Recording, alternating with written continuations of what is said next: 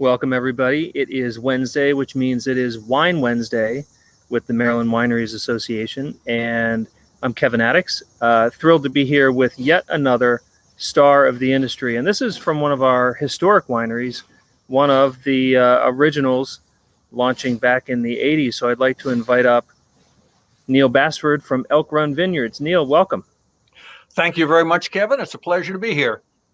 So, as I mentioned, one of the historic wineries in the state. You guys started out as a partnership way back in the early 80s. I think you were contemplating it in the late 70s, were you not? Well, actually, Fred and I grafted the vines for our oldest vineyard called Liberty Tavern in my basement in 1979. Okay. We planted them in his backyard in a nursery.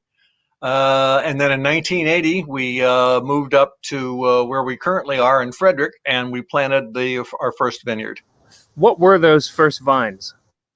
They were Cabernet Sauvignon and Chardonnay, and a few test plants of Merlot, Pinot Gris, and Gewürztraminer. So the Gewürz actually started in the beginning. That's one of kind of your complete. Yeah. There's a funny story about that. Gewürztraminer's a nice grape, well known in Europe, originated, believe it or not, in northern Italy, a place called the Alto Adige, formerly known as the Südtirol, when it was part of the Austro-Hungarian Empire. But we planted it, and in the first couple of years, it grew great. Third year, we got a nice little crop of grapes, made some nice wine, and said, oh, wow, Gewürztraminer is going to be terrific. Next year, we didn't get a grape. Year after that, we didn't get a grape. Year after that, we didn't get a grape. That went on for about 3 more years, and so Fred and I pulled up the Gewürz because it was obvious you can't grow Gewürz in Maryland. Well, in 1999, we were at a wine seminar, and one of the speakers there was talking about Gewürztraminer. So we went just out of curiosity, and he said, one of the things that you have to remember about Gewürztraminer is that the first 2 or 3 buds on every cane are sterile. So it has to be what they call cane pruned. Well, we had been spur pruning, which means we cut every cane back to 2 buds. So we'd very carefully cut all of the fruit off of our Gewürztraminer. Fred and I looked at each other, did one of these, and we promptly planted in 2000 about an acre of GW, and we've been very successful at growing it since. And it is one of your hallmark, totally unique varieties. Yes. So it's one that is not being grown significantly around the state, and it's one that I always, when I get to showcase Elk Run wines, which I love what you guys are doing all around, and we'll talk about it. I always am drawn to the Gewürz because it's unique. It just stands out, and it's got these amazing aromas and flavors. And I know we're going to talk about it, so we'll jump to that in a little bit. Okay. So tell us a little bit about the ownership and the location, and it's a historic property, and there's a history there too. Well, Fred and Carol bought the farm in late 79, early 80, and that was where we intended to go. It's at a great altitude, about 700 to 800 feet for our 2 vineyards. And knock wood, we have never had spring frost damage, where friends of ours just down the street, 100 feet lower, have. So we got kind of lucky, but it was deliberate lucky. Fred and I were in college together. We met at one of those summer abroad deals in Germany, where we discovered a mutual fondness for both beer and wine. When Fred got home, he moved down to a job in Huntsville, Alabama, with the Navy, of all things. And I went on my merry way, working with the government in various and sundry positions. We got back together in the late 70s and started drinking some of his amateur wine. We drank a little too much of it one night and said, hey, wouldn't it be cool to do this commercially? And so Fred really put on a full court press. He gathered 5 other equally silly people together and we formed a small partnership, planted did the grapes in my grafted the grapes in my basement, and planted them in 1980 in about 2.5 acres of his backyard at the house that he had. And I believe that house was built in 1756, and it's on the Frederick County Historical Register. Yeah, it's a beautiful site, and that that origin story reminds me that what's the quote? No good story ever starts with wine or with water. It's always Yeah, wine. that's true. So yeah, Fred and I drank a that's how lot. it happens. Yes, there's a lot of wine, and then there's all of a sudden a brand new winery that opens up. Yeah, what a great idea. I have to say, since you mentioned it, I have a great fondness for your whole team, but boy, do I miss Carol. Oh Lord, both Fred and I do. Yeah, yeah. I mean, Carol, we lost Carol in December, and that was yeah. such a devastating loss. And I had a great opportunity to get to know her, and I will say that there's no one in the industry that would make me laugh so hard as Carol with some of her comments and jokes. So I've always got that, as I know you do, kind of connected within your whole story, and yeah. So cheers to Carol for that. Indeed. Neill, tell us. So you and some of your other partners have been extremely into education and thinking Yes. that wine is, it can be complex, but it can also be extremely accessible. And so you've taught classes and held seminars, and you also have, and you've told me a bunch of times, it's really important that people know how to taste wine. Why do you think that's so important? There are a lot of misconceptions about what we call the flavor of wine and food, both together and apart. Most people think you taste with your tongue. Well, your tongue can only taste 5 different things: sweet, salt, sour, bitter, and umami, a Japanese word because the taste sensation was first described by a Japanese physiologist in the early 1900s. Umami really means savory because there is a receptor on your tongue, in your taste buds, for glutamine, an amino acid found in proteins. So protein is savory, but that's only 5 taste sensations. There are other things that come together to make what we call flavor. For example, the inside of your mouth has got what we call chemesthetic sensors. And those are sensors for specific types of chemicals, things like eucalyptol, menthol for cooling sensations, capsaicin for heat. I'm a chili head. I love my jalapenos and habaneros. And then tannic acid. And that's an extremely important sensation in red wines, because red wines contain from a very little to a whole lot of tannic acid. And a lot of people confuse the feeling of tannic acid in their mouth with dryness. I've had numerous people in the tasting room and at tasting say, well, I don't like red wines because they're so dry. Well, there are lots of dry red wines that don't have too much tannin in them, and those don't give you that rough, sandpapery sensation that tannic acid does. So it's important to watch your vocabulary when you're talking about that. And then finally, there's your nose. Recent research has held that there are literally millions of scents that your nose can distinguish among. That's a whole lot. So think about it. 5 tastes, several chemesthetic reactions, and then 1 million scents. So it's really, really important to get your nose involved in tasting. There is, I don't know how to describe it, sort of a little kabuki dance you do, like at the restaurant when you order a wine, the sommelier comes up and presents the bottle. You check it, make sure it's what you asked for. It's the right vintage. it's the right color. He pours a tiny bit into a glass and you sniff it, sip it, nod knowingly and say, yeah, that's fine. But there are things that you should be doing in that sip. An important one is to give the wine a swirl, move it around in the glass so that the liquid coats the glass and gives you more surface area from which the volatile esters that constitute the flavor and aroma components of wine can get into the air so you can smell them. Also, that gives you a chance to look at the wine. Is it the right color? If it's a Chardonnay, it should be a nice gold. If it's a Cabernet, it should be a nice red, et cetera, et cetera. If someone gives you a Chardonnay that's red, you're going to have to wonder about that. Then you can sip it. Now, when I do the sipping at a restaurant, I'll slurp. As a matter of fact, I'll demonstrate that right now with the first wine that I intend to taste.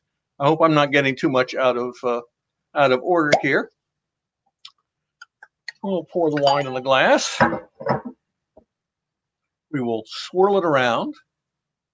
Note that I'm doing this gently. I want to get as much of the glass coated as possible without wearing any of the wine. That doesn't display savoir-faire. Give me a chance to smell it. Is the nose characteristic of Chardonnay? When we're describing aromas, there are not a lot of good words. Not like colors, red, blue, green, teal, aqua, lapis lazuli, ice storm. That's the color of my wife's car. God, I call it light green with little blue in it, but what do I know? Yeah, I'm sure we did. Paid extra for that upgrade, right? But I don't know if you can see the color, but you'll notice it's a pretty gold, which is what you're looking for. If you see a white wine that has brown or dark brown colors in it, be suspicious, because that means that oxidation has taken place. Now, what I'm going to do is I'm going to sip it and demonstrate what I do discreetly at a restaurant or if I'm in an analytical tasting.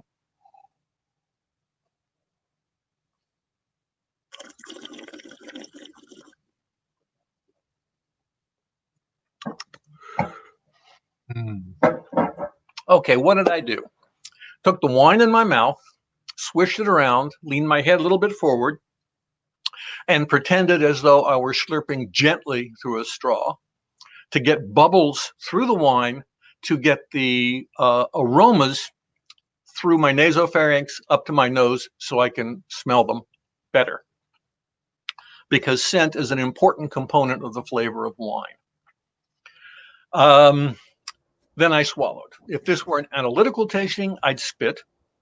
I remember I was in Australia once and we went to 4 wineries in one day and tasted about 30 wines. And if I hadn't been spitting, by the end of the day, it would be, oh, wow, that's a good wine. Yeah, they're all good at that point, right? Yeah, at that point, your judgment faculties are pretty much shot. But by spitting, you can taste a lot of wines. Nonetheless, your taste buds and your nose will get tired after relatively few wines, 10 or 15, and you'll need to rest. What I'm looking for in a wine is balance. I want enough acid to be interesting, but not too much that it hurts my tongue. If I want to feel the wine in my mouth, it's a little bit hard to see. I doubt that you can see it here, but there are little runners that go down the side of a glass when you've spun the wine around in it. Those are called legs, and a wine that has distinct runners indicates that it has a fair amount of body. I like the German word for legs. They call them Kirchenfenster, which means church windows, because they look like the high arched windows in a church as they do their little runnely thing down there. You also look for characteristic flavors. And this is something that gets really tough because a lot of writers use a vocabulary that is, oh dear, how shall I put this delicately? Very bizarre. I have heard wines described as having the flavor of graphite. Now, if anyone has ever tasted graphite, you will know that it has no taste. They use the word pain grelé. Do you know what that means? It's French for toast. Okay. Now, if I were writing that, I would say toast. I've heard But toast. no, he has to be a fancy wine writer, and he says, really, it sounds so much better. Or Briar. Yeah. I've never tasted Briar. I don't know anybody that has. You've never and I have tasted no briar idea what fruit. that Come tastes. on, you've tasted briar fruit. No, I haven't actually. Believe it or not. I'll have to look around for it and see. But when I describe a wine, I look for tastes that human beings will actually recognize. For example, the things that I get out of our Liberty Tavern Chardonnay, definite pear, which is the classic Chardonnay taste. There is a tiny hint of vanilla, and that comes from the oak, from the barrels in which we age our Liberty Tavern Chardonnay. We make 2 Chardonnays, by the way, one from our Liberty Tavern vineyard and one from our Cold Friday vineyard. The Cold Friday vineyard is made in stainless steel and aged for about 4 months in old oak barrels, so it has really no oak flavors. The Liberty Tavern is aged in 100% new oak for 9 months in French new oak. And it's got a lovely hint of vanilla.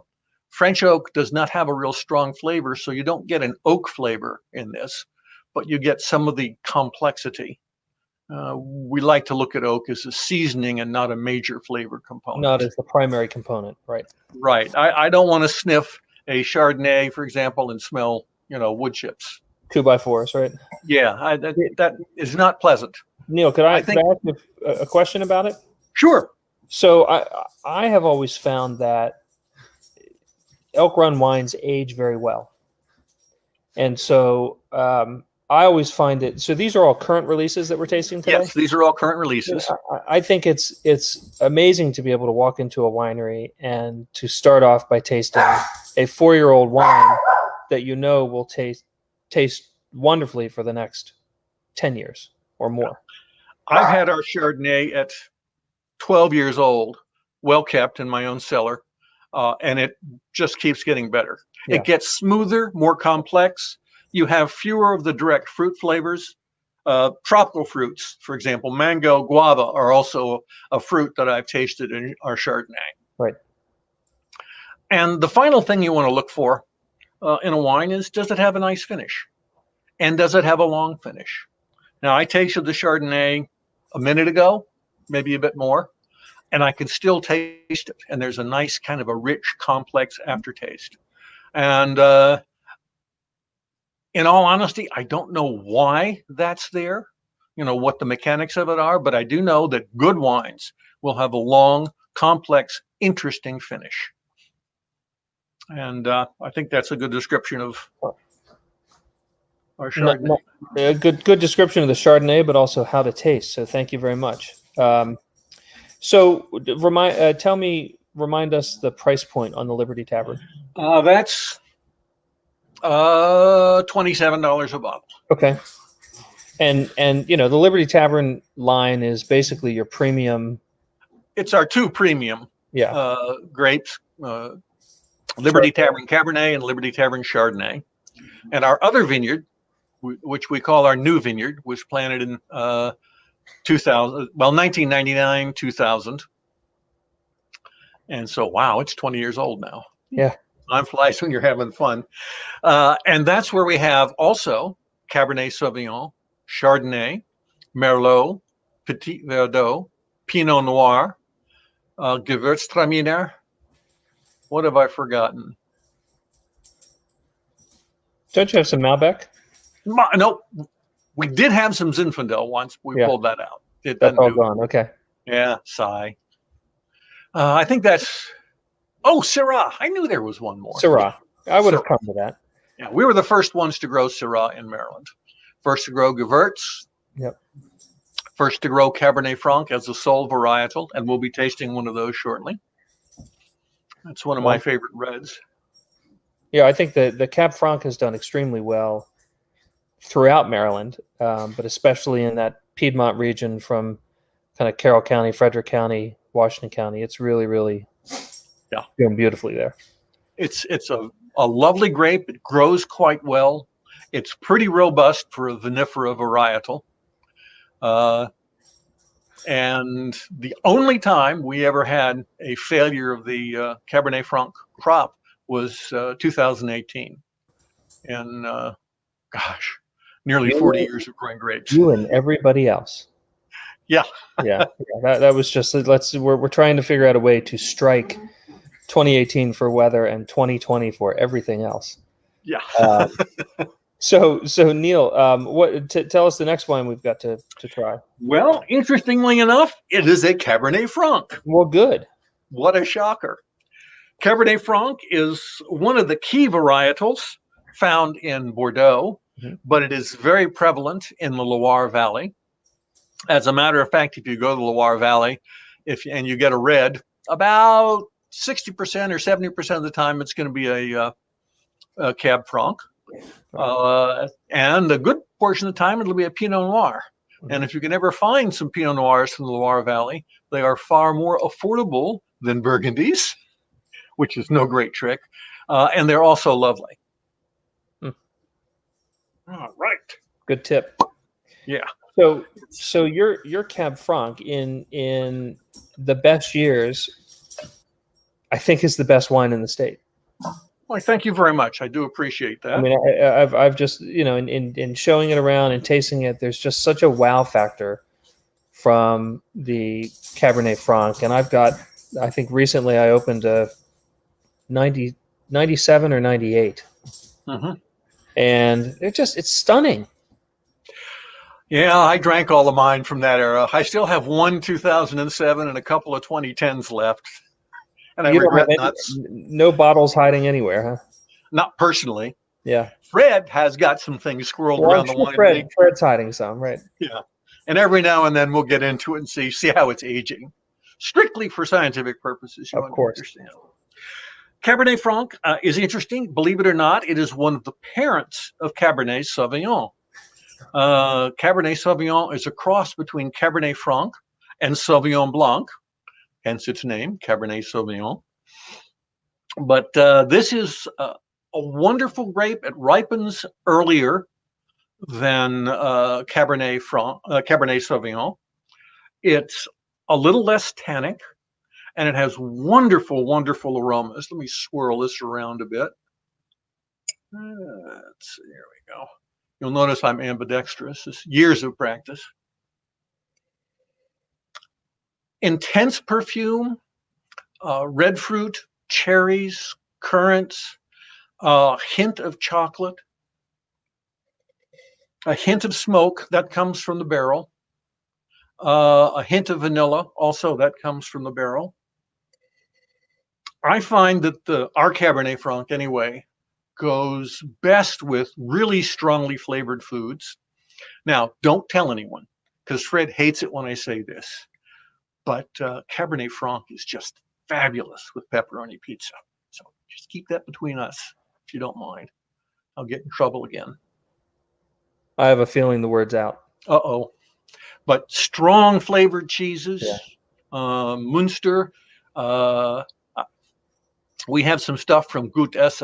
It's a cheddar with garlic in it. And oh man, that is really good with Cab Franc. I think I need to hang out with you guys.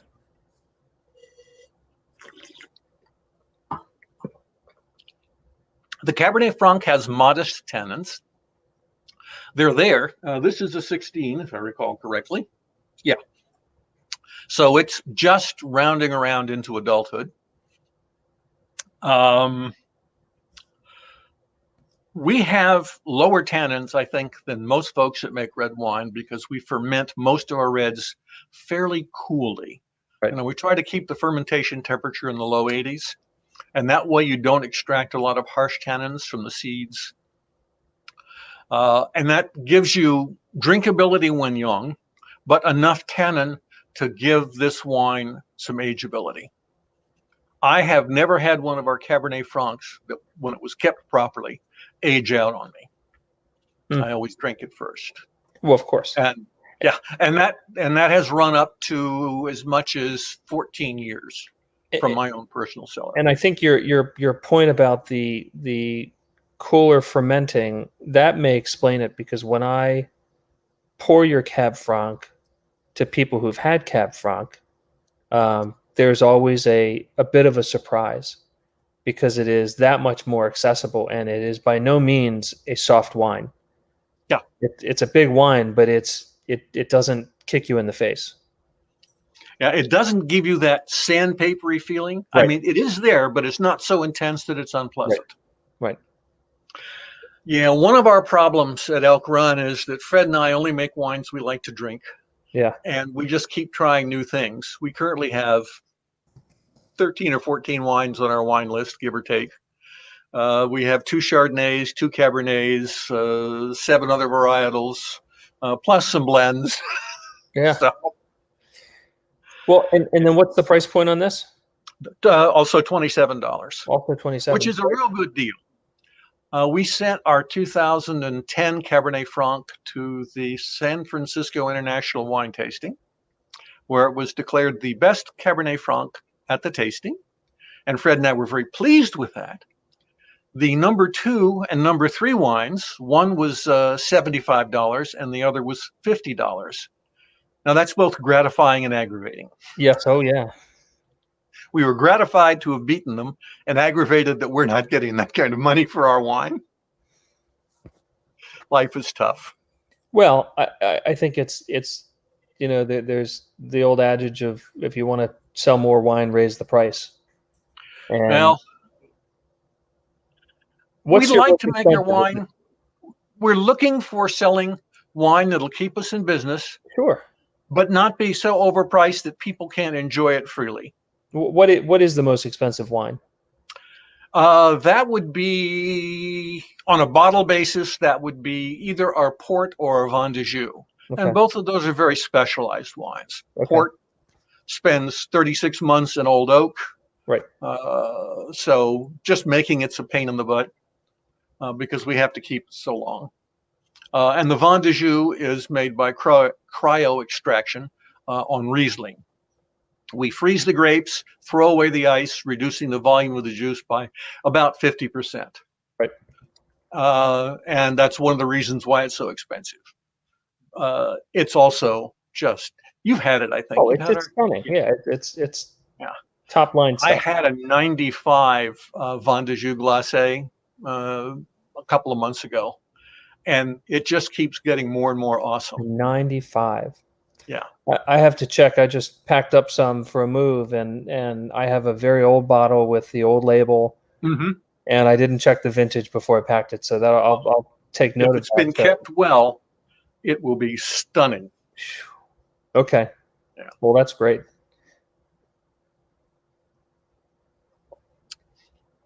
The Cabernet Franc is also distinguished by having a nice, long, rich finish.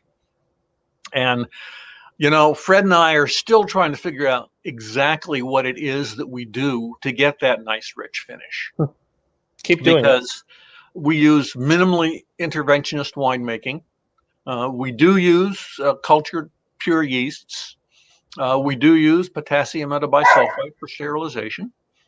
We use new and old oak for some of our reds. The Cab Franc, for example, gets about 30 or 40% old oak, and it spends anything from 14 to 18 months in oak, American oak. We'd like to use all French oak, but there's a 4-fold price difference between American barrels and French barrels, which is significant. We think it's possibly due to cultural practices. Our plants are planted about a meter apart, 40 inches, give or take. That limits the number of bunches of grapes per plant. And we think that limitation is important because when you think about it, the more bunches you have on the plant, the more energy the plant has to use to spread among those bunches. So if you're getting 50 bunches of grapes on one plant and I'm getting 15 or 20, that same plant is providing all of its energy to much less fruit. Right. And I think you get better fruit that way. So that's one of the other things that we do that most people don't do is we leaf pull. We have a machine that does a what I would call a 50% job on our leaf pulling, and that's all that's necessary on the whites. But on our reds, we go back and we have people, used to be me and Fred, but now we have people, and they will hand pull leaves from around the bunches to make sure the bunches get fully exposed to sunlight. And what that does is that keeps a chemical called isobutylmethoxypyrazine from forming in the grapes themselves from their own metabolism. And the methoxypyrazine give red wines the flavor of green peppers, grass, leaves, veggies, they call it. And before we figured out that trick, our red wines had the veggies. So leaf pulling and crop reduction or crop minimalization, we find, are two very important things. And I think that's what distinguishes us from many growers on the East Coast, because most people just grow as many grapes as they can. I've heard of them getting as much as 5 tons per acre of vinifera. We've never gotten more than 2. So you were probably one of the first. I'm just thinking back to the timing. You might have been one of the first to close space your vines. We started that in 95. Okay. I don't know if anyone else started that early or not. Gotcha. It was as a result of a trip I took to France, which, now that the statute of limitations has been exceeded, I can tell you I took off as a business expense. And I was visiting a vineyard in Tain, a little town on the Rhone River. The vineyard was Crozes Hermitage, owned by Chapoutier. And I was, at that time, we'd figured out that crop reduction was important. But we still had fairly wide vine spacing. I think it was about 6 or 8 feet. And I was talking to the grower, and he said, "Oh yeah, we plant our plants 3 feet apart, a meter actually." And I was discreetly counting buds, and I got like 17 buds, which would yield anything from 25 to 35 bunches of grapes on a plant. I said, "Oh, it's not too bad. We're in that general vicinity, although our plants are further apart." And he says, "Yes, and then we cut it back to 3 buds." And I say, 3 buds? That's 6 bunches of grapes per plant. And he says, "Yeah. And that's why our wine is so good, and that's why we can sell it for 100 euros a bottle." Except it wasn't euros then, it was franc, but equivalent. And you came back and you're only charging 27. Yeah. Come on, Neill, there's a theme here. Well, we go for 15 to 20 bunches per plant. Right. So we have done experiments with Cabernet Sauvignon down to 5 bunches a plant.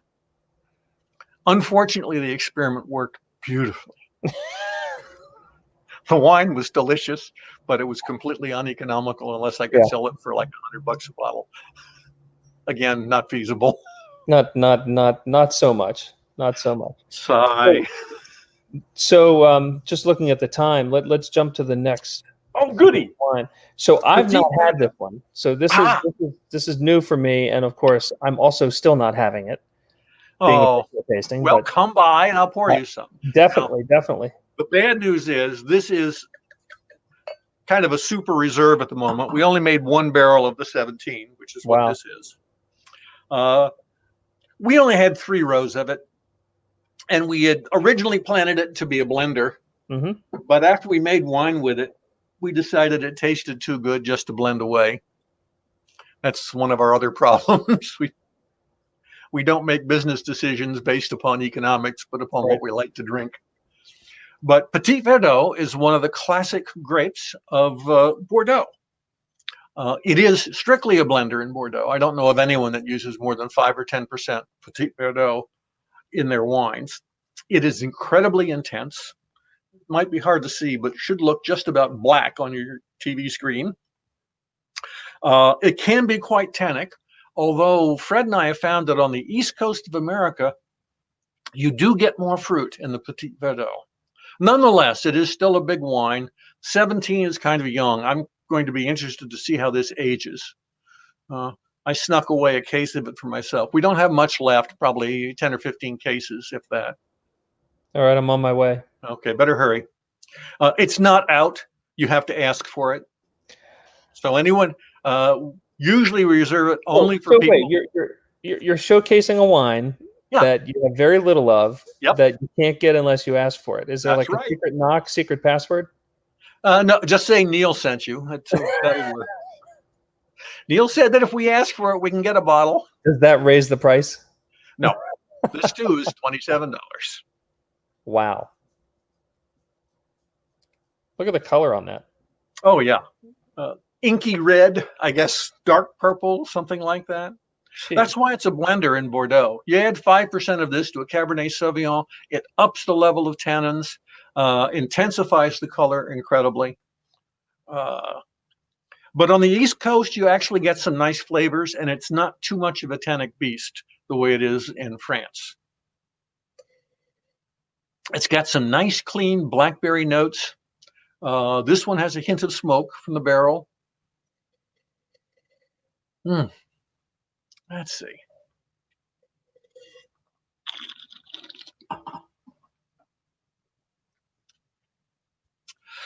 Definitely needs more time. Significant tannin. If you can see my tongue, it's now purple. Yeah. So is it such that, and I love a good Petit Verdot, but I feel, as you know, I mentioned earlier that sometimes Cabernet Franc can be a boot in the face. This can be an anvil on the forehead. I mean, these are big. This needs big wines. This needs time. I'm dying to see it when it's 10, 12 years old. Yeah. Is this your first release of it? Yes. Okay. Yeah. Heretofore, we had only used it for blending, 2 or 3% in our reds. For color and background. For color and tannin. Yeah. Yeah. Even though the tannins are very much there. Yeah. I was going to ask you. They are not harsh. Since it's normally a blending grape, or primarily, most commonly a blending grape, do you find that it can, and I know the answer will be yes, but do you think it can stand on its own? Because I've found that some have been one-dimensional. Does this have some finesse? This has a little bit of complexity. Okay. It is not as multi-dimensional, say, as a Cabernet Sauvignon or Cabernet Franc. But it does have some nice complexity. It's got a good finish. It has a more simple finish, for example, than the Cab Franc. The Cab Franc has got layers of different flavors to it. That's the chocolate and fruit, ripe olives, things like that. This is a little more fruit driven, has a little hint of, as I say, smoke, maybe a tiny touch of cedar in the background. As I say, I'm really going to be interested to see how this ages. So that's why we're probably only going to make a barrel to 2 barrels of this a year for the next few years until we see how age treats it. As I say, this was bottled last November. Okay. So it's had a few months in bottle, but I'd like to see it with several years in bottle, I think. I'm very excited to try that, and I think I've got some of our team watching, and we want to get out there. I can see I work on Saturdays, so okay. Come out then. We'll try it. Well, I don't know. We don't need you. We know the secret passcode. That's right. You do. You know the secret password. So as long as we have it, that is. As you get ready for that next wine, how would you describe the overall taste of Elk Run wines? I mean, how would you describe the? Philosophically, Fred and I are looking for wines that have pleasing flavors, have complexity, will give you an insight into the grape, but not ape the grape, if you will. I guess primarily we're looking for the complexity of the wine and just let the combination of the terroir and the grape speak for itself. As I say, we do minimalist intervention. And Fred still does egg white fining of the reds, although I confess we buy the egg whites dehydrated now because it got to the point where we were sitting around with 500 or 600 yolks, and Fred was making gallons of creme brulee, and we just couldn't keep up with that. So I kind of missed the creme brulee after the egg white finding time. But that's what we're doing. We're looking and we're trying to make wines that we can sell at prices that'll keep us in business and not break people so that they can enjoy it. And we're looking for repeat customers. That's what we do. We want to make a wine that people will come back for. So we have a comment here, very informative and interesting presentation. And Alicia will use your secret password visiting the winery. But Alicia, if you could wait a week or two so that I can make sure I can go and get my Petit Verdot first, that would be helpful. I don't mind sharing. I just want you don't want to share too much. I want to have something I can share. So you mentioned the Vin de Jus glacé and the port. There's also a sparkling wine.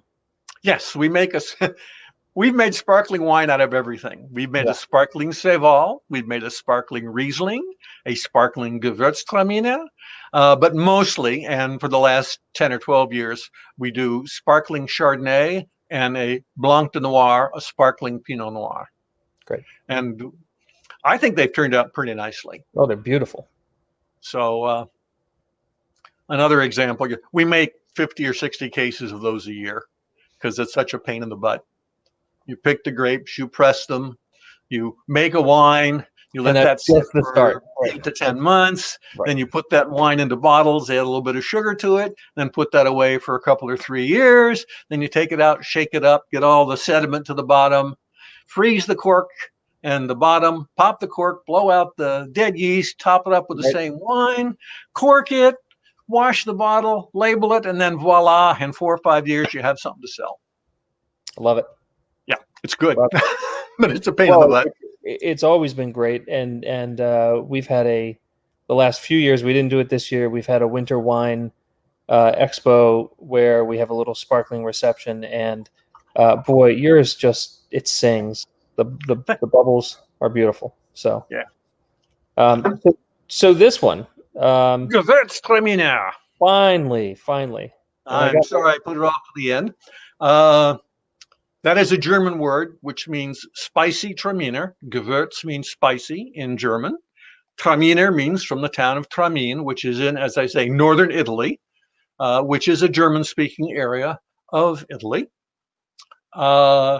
It is the offspring of something called Sauvignon Blanc, and something else that I can't remember. I apologize. But it was discovered there and first made into wine there and had emigrated hence to Alsace, where it makes some of the greatest white wine in the world, in my humble opinion. It is very intense. Note the color on this. Beautiful dark gold. I don't know if you can see it, but very intense Kirchenfenster legs. Gewürz is one of those grapes, the wine from which is instantly discernible at a blind tasting. You can tell it's Gewürz from about that far away. You're looking for things like rose petals, lychee fruit, grapefruit, spices. And I'm happy to say that our Gewürz has all of those things. This is the 19. That was a pretty short crop, so we're going to be out of this fairly soon too. But it looks like we're going to have a good crop this year. We'll be harvesting it in the next 2 or 3 weeks, I think. We like it because it's extremely winter hardy. It doesn't yield very heavily, so we don't have to do much in the way of crop reduction on it. And it gives you an intense, very characteristic wine. I took the Gewürz to Alsace on a couple of trips, and we tasted it against some of the great guys in Alsace. And our wine is fully comparable to some of the very expensive Alsatian Gewürztraminers, going for $60 and $70 a bottle. As a matter of fact, a couple of years ago, this wine got a 95 at the World Tasting Institute, World Wine Competition, which is one of the highest scores I think any wine east of the Mississippi has ever gotten. So Neill, tell us the typical aromas, because that to me is the first hallmark of a Gewürz. Lychee fruit, Okay. rose petals, grapefruit, and spices. Um, those are the things that you should look for. So You want I will, body. I'm sorry. I'll just say that you talk about wine writers using terms and phrases. The first time I had Gewürztraminer with someone, they said lychee fruit, dead ringer lychee fruit, and I'd Yep. never tried it. And so I went on a hunt, and unless you're in really an Asian market, H Mark is where I buy lychee fruit nowadays because I know what lychee fruit is. But beyond Yeah. that, you have to be in a Thai restaurant or somewhere else, and you see it on the menu. I ordered it in my favorite Thai restaurant, and they bring it out, and it's dead ringer. It's one of those. Absolutely. It is precisely lychee fruit. It is. It is very intense, and also it denotes rose petals, at least in ours. Yeah. And as I say, we've been very, very fortunate with Gewürztraminer. I don't know why more people aren't growing it, but it does crop unevenly, and every now and then you're just going to get a light crop year. 2019, for example, was a light year. We only made a couple of barrels of Gewürz, so that's life. But the wine is so good, we figure it's worth it. Is it dry or off dry? This is off dry. We like it at around 1 to 1.5% sugar. Okay. And So that's all natural sugar. just a splash of sugar. Yeah. When you consider that most people can taste sweetness at a level of 10 grams of sugar per liter of water, that's 1%. It's right on the edge of sweetness, of perceptible sweetness. Yeah.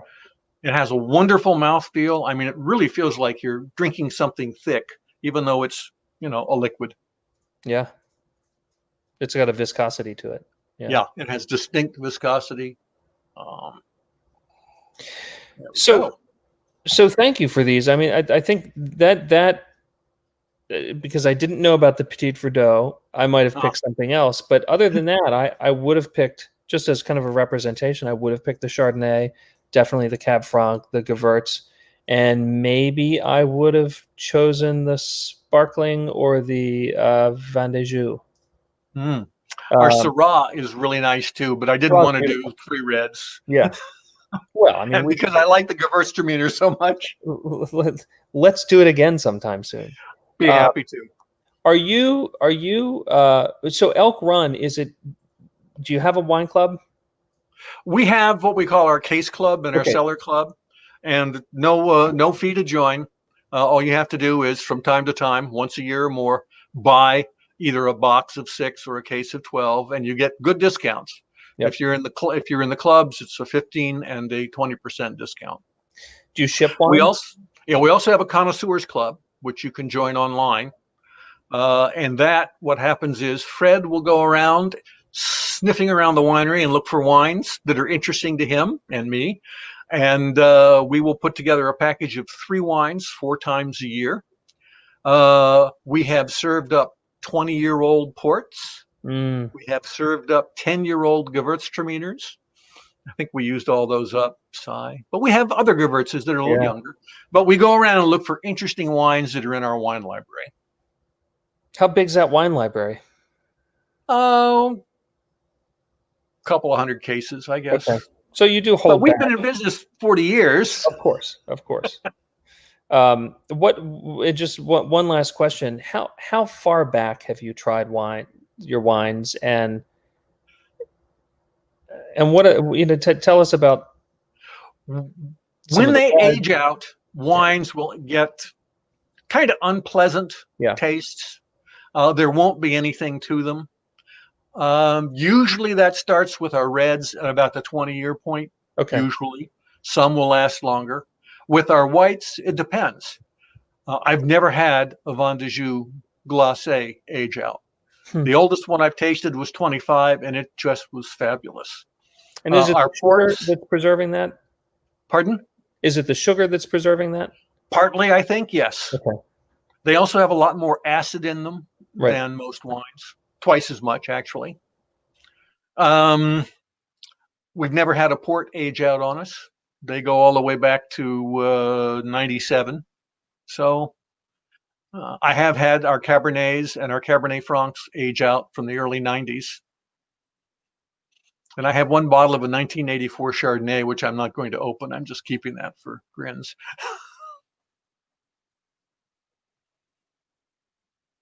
Whoop, I've lost the audio. Me and my mute. And the port, it's the mix of the sweetness and the alcohol. The high. Yes. Our port's 21% alcohol. Right. Okay. I suspect it'll be immortal. As will those who consume it. I'll leave that for future generations. Yeah. We'll find out. Neill, give me one tidbit of what people should know about coming to visit Elk Run, and then we'll wrap up. Oh, gosh. We have lots of open space. We can't do tastings in the tasting room right now for obvious reasons, but we have lots of space for people to social distance and for families together for picnics. We have music Friday nights 6 to 9 and Saturday and Sunday 2 to 5. And when the weather's nice around now in the fall, I think it'll be a lot of fun. Love it. All right. Love it. Well, listen, thank you so much for being on and for joining us from your wine library. I see some wine books up there. So thank you so much. And we will, oh, look at that. Got a nice comment. Good. Excellent. Well, thank you, Daniel. We appreciate that. And we appreciate you tuning in. And if you haven't been to Elk Run, you got to get there. And I obviously have to get back. So, Neill, thank you so much. My pleasure. Look forward to seeing you. Say hi to everybody there. I will. All right. We'll see you, Kevin. And everybody else, thank you so much for joining us. We really appreciate you being on and tuning in, whether live or delayed, because we got all these recordings up on YouTube and Facebook.